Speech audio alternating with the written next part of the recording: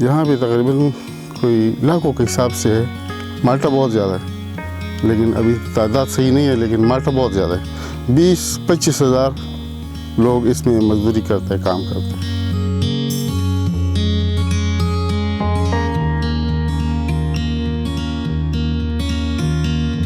इस साल कम हुआ है, अगले साल बहुत ज़्यादा फसल था। बारिश की वजह से हमारा पला इलाका गर्म है और इसमें मतलब कि बारिश की ज़रूरत है। जो बारिश सावन में सही हो जाता है तो फसल अच्छा होता है, जब वो नहीं होता है तो फसल कमज़ोर हो जाता है।